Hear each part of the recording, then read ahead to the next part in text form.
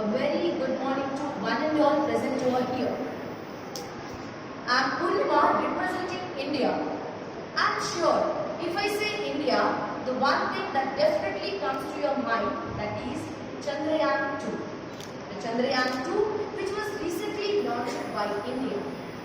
It is really fascinating that we women has made a wonderful progress, that we are looking to habitate on other planets, as Elon Musk has envisioned that we soon colonize the other planets.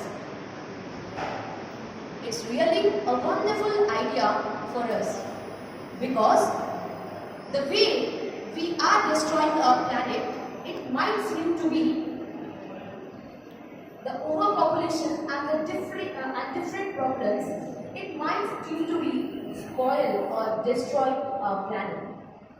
We may need its replacement sooner rather than later. The resources of our planet are limited. We need some replacement. Let us understand through the debate. The best part of a problem is it has a solution. Through this debate, we are going to understand whether the overpopulation is a boon or a bane of our country.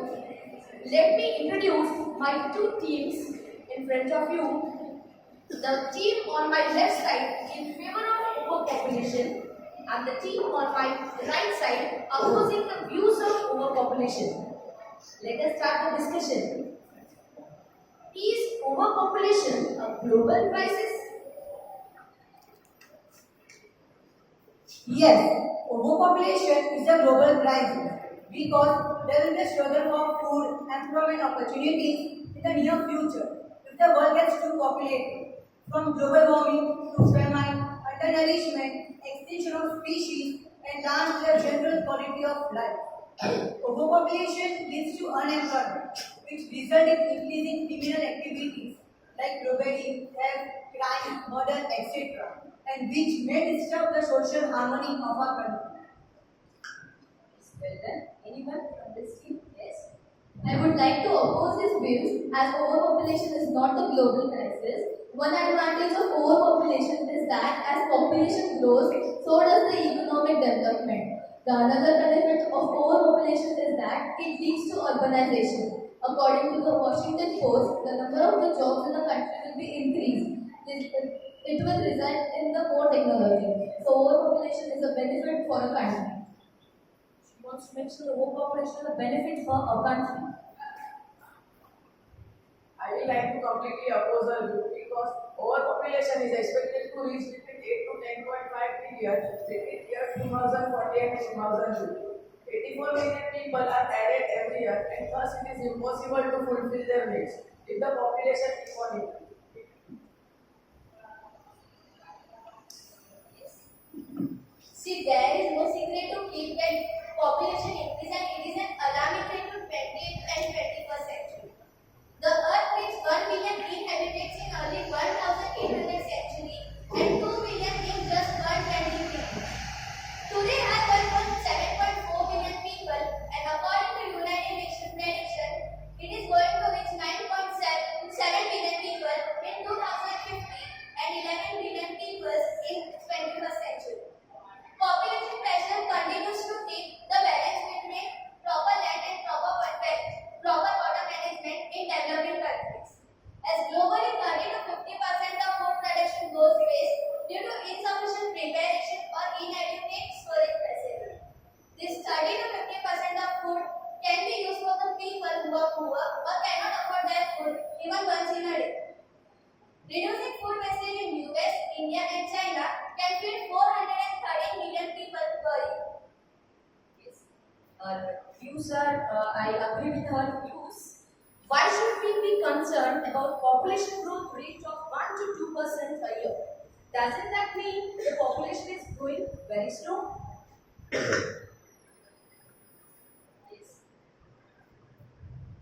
Even though the population grows with 1 or 2% per year, but with a base of 7.7 million people, a growth rate of 1 or 2% is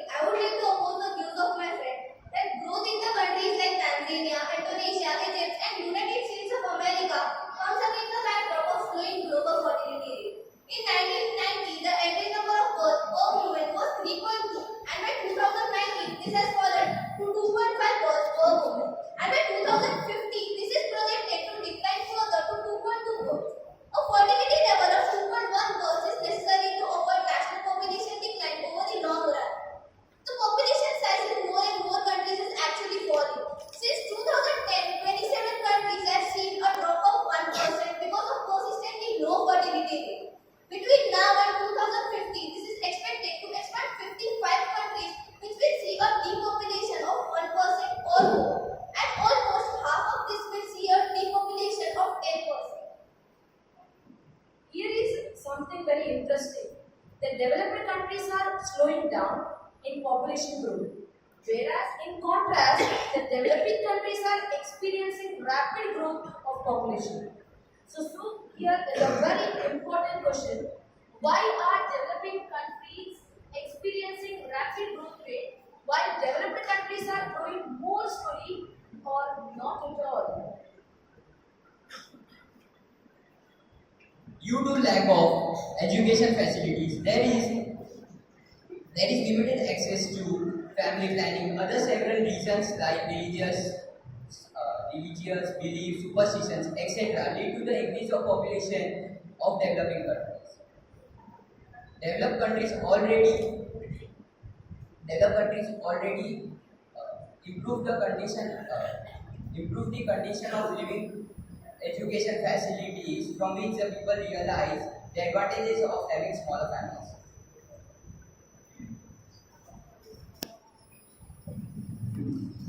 As my friend mentioned about the advantages of having small family, I would like the opposite by saying that no country has ever reached income level with low urbanization. Population growth increase and density together with high rural or urban migration. Hence, there is increase in accumulation. It is critical for achieving a sustained growth of population because large scale of rural or urban migration allows innovation and hence there is increase in economy of scale. Women are playing a vital role in the growth of a society. How does improving status of women affect population growth? As we all know, women play a vital role in the growth of population. Countries with improved status of women have lower growth rate of population and higher rate of innovation. But problems like sexism still affect the status of women on a large scale. That deprive of basic human rights becomes an obstacle for social growth, indirectly relating to economic growth. Women are still confined to four walls of a house. They are still restricted to only live for rearing, and raising of their children. There is lack of gender equality. As women don't get equal education, they don't get access to knowledge of birth control, leading to overpopulation. What are the views of the opposition team? I would like to oppose the views because girls and women are gaining education and employment. Their health improves, their options expand, and they have smaller number of families than the women who are denied access to education and employment. Educated women have many options in labor force before marriage. So women are developing socially as well as economically. As you said, women should be provided education, but at rural side, women should not get right to education. They are mainly dominated by men, and hence there won't be any family planning at rural side, and automatically it will lead to increasing population.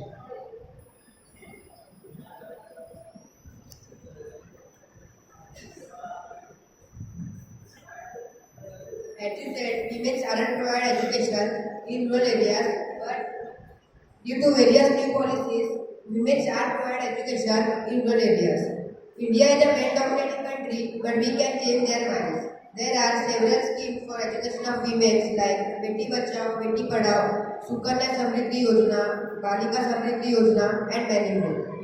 As women will get education, they will come to know more about family planning. They will also adapt birth control practices, score their children, and limit family size. Motivational schemes will change the attitudes of all number of families. So very good, wonderful schemes which are launched by the government. Beti Bachao, Beti Padhao, and Sukanya Samriddhi Yojana. This is a wonderful schemes which we have. Is religion an obstacle for population stabilization? Yes, it's an obstacle in population stabilization because some religions believe in polygamy and some of the religions do not let women to work in a society. And as most of the religious people are simply abided by the religion. Religions that encourage parents to have more children, which will give them strong and long-lasting base of parents. Papal 2011 wrote that religion leads to fertility. They encourage children to marry at early age and birth, which is known as child marriage.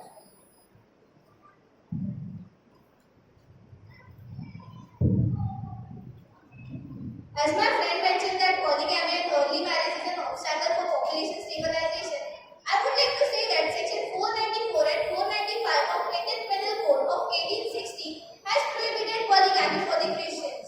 The Hindu Marriage Act was drafted in 1956. Thus, polygamy became illegal in India. For early marriage, we can maximize the age of marriage. As fertility depends on the age of marriage, so the minimum age of marriage can be raised. In India, the minimum age for marriage is 21 years for men and 18 years for women has been fixed by the law. As far as possible, marriage can be solemnized to the age of 30 years. This will reduce the period of reproduction among the females, bringing down the birth rate.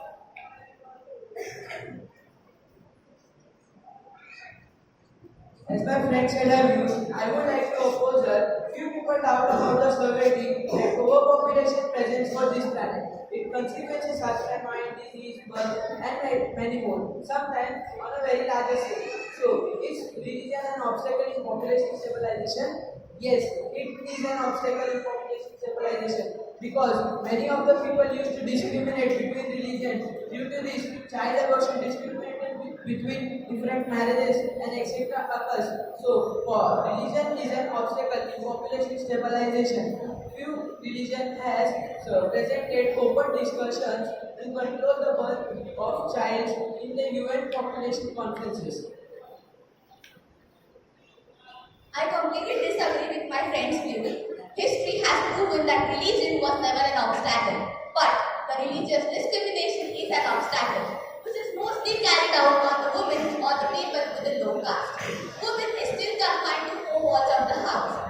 She is not able to compete with the world, but by implementing equal opportunity policy, this will not only lead to incorporation with people, but also with different ethnicities, mindsets, and traditions. Nextly, the religious discrimination is carried out at the workplaces. The people and the employees are made to understand that they only have the right to impose those rules and regulations which are reasonable. They try to make difference between superior and inferior caste, but this should be stopped by implementing non-tolerance policy against harassment and religious discrimination. Thirdly, is to take immediate action when someone lodges your complaint. Don't just wait for the matter to escalate. How does growing population affect biodiversity?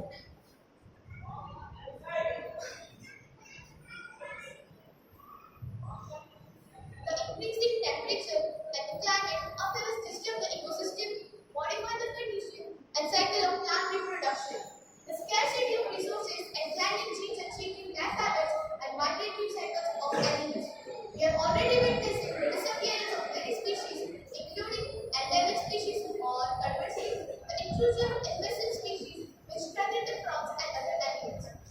Global warming therefore affects biodiversity. It is the balance of biodiversity which is threatened and modified. According to IPCC, if 1.5 degrees Celsius average rise occurs, it will 20 to 30% of species will be at risk of extinction. If the planet warms up more than 2 degrees Celsius, most of the ecosystem will struggle. As she told, I would like to say that government have the power to control what is going to be heritage within their country. Legislation that protect the natural habitat by outright development, harvesting of natural resources, or other human exploitation has a huge impact on maintaining population, natural habitat.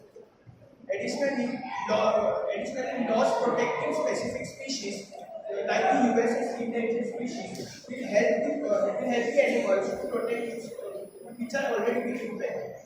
The Great Indian Bustard is listed in Schedule 1 of the Indian Wildlife Protection Act. As per National Forestry Commission recommendation, Project Bustard should be initiated to protect the Great Indian Bustard. What is the connection between population growth? Would you like to add something?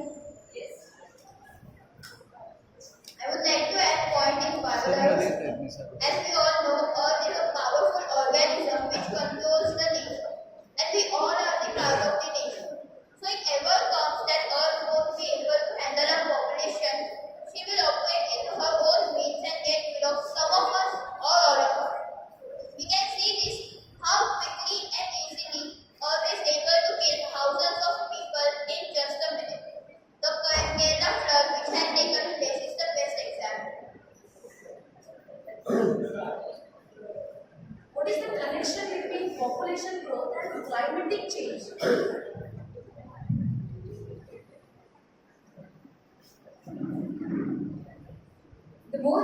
people, the more the number of vehicles and industries as air traffic.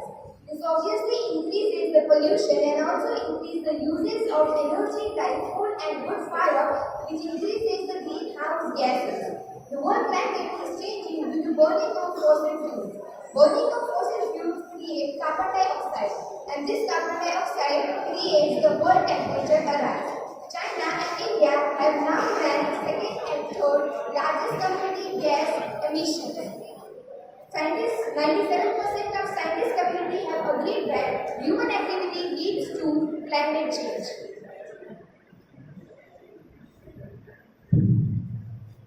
As she mentioned, I would like to oppose her is that the earth is a sustain and can sustain the able to millions more. There are the rules for everyone who is alive and who is going to come. Oceans, rainforests, rivers are the sources of our livelihood. They are available for regenerate and reproduce in an environment. They are available for respected and allowed to grow in the regiment each season. They are harvested judiciously and cared for aggressively and consumed efficiently. That they are sustained a very good consuming extreme and efficiently. So they are consuming the seasonal things.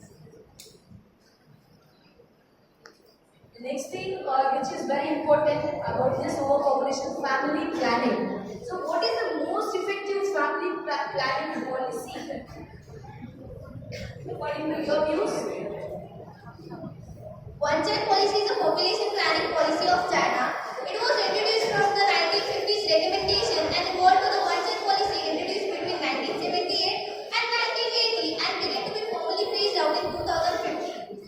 This policy allowed material sections and ethnic minorities were exempt. In 2007, 36% of China's population was subjected to strict one-child restriction, with an addition 53% being allowed to have a second child if the first child was a girl. Provincial government imposed fines for violation and local and national government created commissions to raise awareness and carry out restriction and inspection work. The aggressive implementation of one-child policy in China had significant impact on the growth of birth rate and population in the country.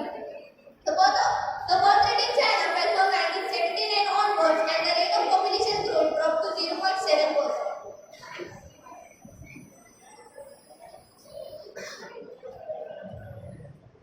As my friend raised your voice in the support of one-child policy, I would like to oppose it that the policy put the lives of children at risk.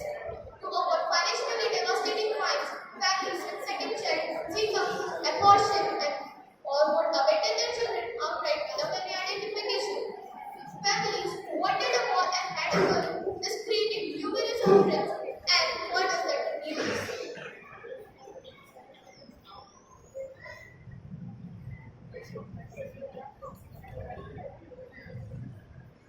As my teammate introduced the one-child policy of China, I would like to introduce about India. Between the years 1951 and 1952, India was the first country in the world to start a national program emphasizing family planning. It was intended to reinforce the message of having smaller families. Hum Do Hamare Do, which is We Do Our Do, is a national program which was saying us that in one family there should be two children. All types of modern mass communication and traditional cultural media were used to develop social support for spreading awareness of having smaller families.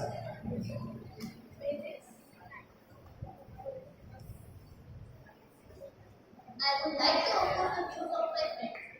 I feel instead of saying "Hum Do Hamare Do," we must say that families with one child stay in mind. We cannot control the overpopulation through talking about "Hum Do Hamare Do." Therefore, like China, we must adopt the policy of one child until and until the population is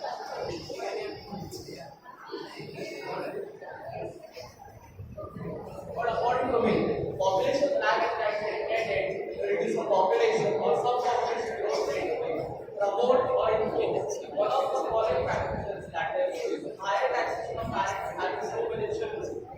Family planning policy in 1951, India became the first the National Family Planning Program. Changing status of women was departure changing status of women was a departure from traditional sex production of labor, reducing infant mortality. So the parents do not need to have too many children to ensure at least some survival lifetime. Infant mortality rate in different countries that is between 3.3%, Brazil with 17.5%, Indonesia with 22.7%. Now, here comes my country that is India with 49.1% and the country with highest infant mortality rate that is Nigeria with 69.8%.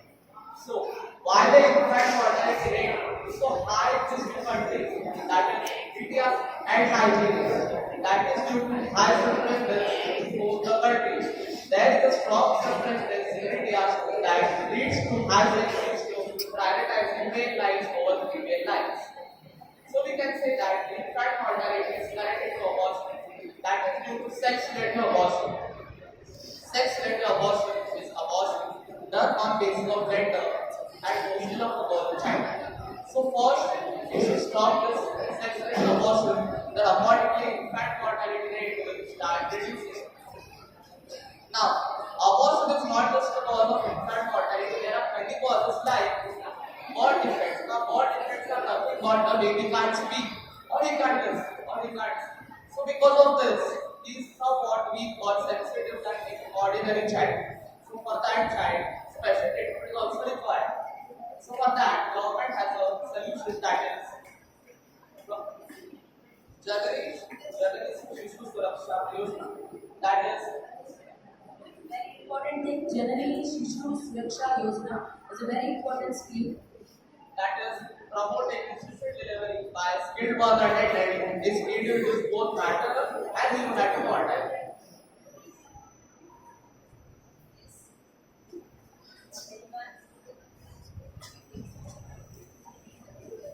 Now, I would like to ask this overpopulation, which is a cause of developing country, as we mentioned, and there are very good points. Now, I would like to ask, what can one person do to help reduce population growth or to end the population growth? At individual level, to control overpopulation, we can consider adoption. Adoption is a practice in which a person assumes the parenting of another's child. At the same level, I would like to add my point, which is read and educate ourselves about overpopulation. Because education can help to slow down the birth rate and decrease the population.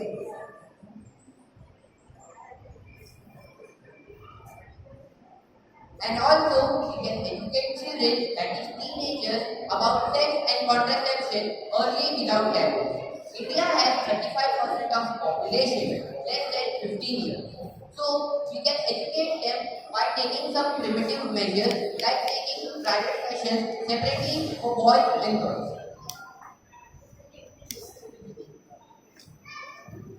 At social or community level,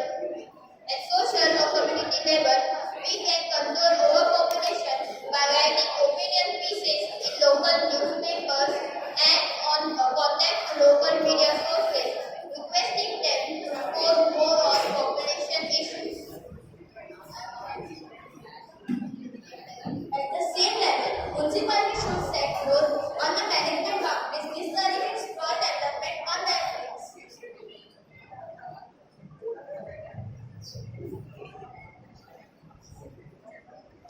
At the same level, I would like to add that issues related to population, environment, and other related issues should be included in the education curriculum so that the future generation should be known about the issues which are being experienced in the overpopulated country and would also be helpful to stabilize the population in future.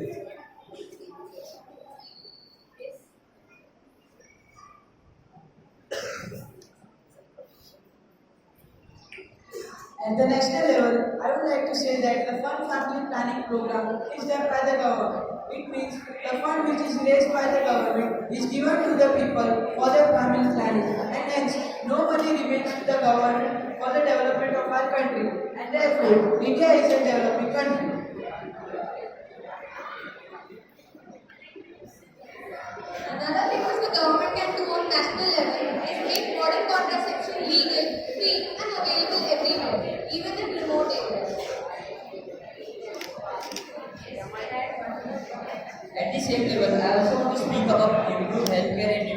mortality rate.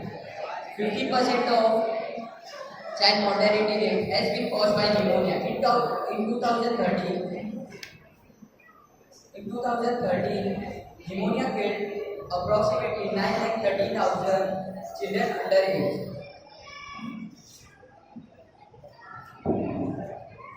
At government level, each country's government should provide information and access to reproductive health care, including all types of low cost, safe and effective contraception.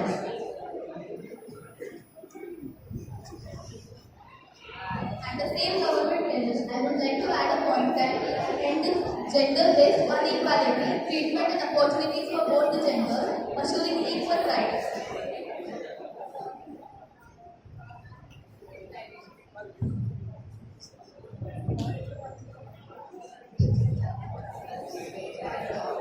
As my friend mentioned, I want to add one point that government legalize abortion without restrictions or social stigma.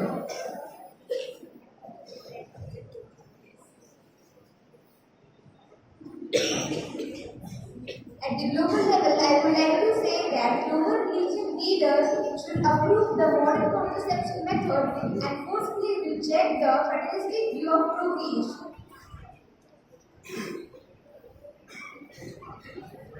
We can go for creating a new global treaty with all the countries choosing a target for every half decade and a plan how to achieve it. At the same level, I will like to add the point that the particular country should create the awareness among the people related to climate factors, similar to the climate watch platform, where visitors can see particular countries' goals, achievements up to date.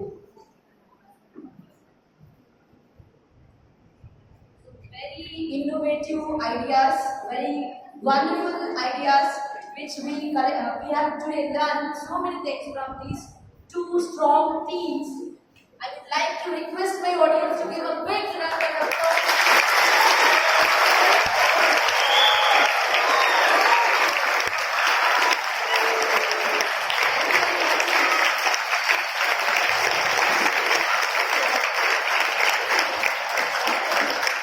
As I mentioned, overpopulation is a boon or a bane of a country. We have learned that too much of good can also be harmful. On one hand, when we say that population growth will lead to increased manpower and better output. On the other hand, it will also increase the burden of economy, which is already experiencing a slowdown. End of the day, it all boils down to the thing that how we can contribute to the healthy future of the coming generation. So this is the very important point where we have to follow to control the overpopulation. Thank you one and all.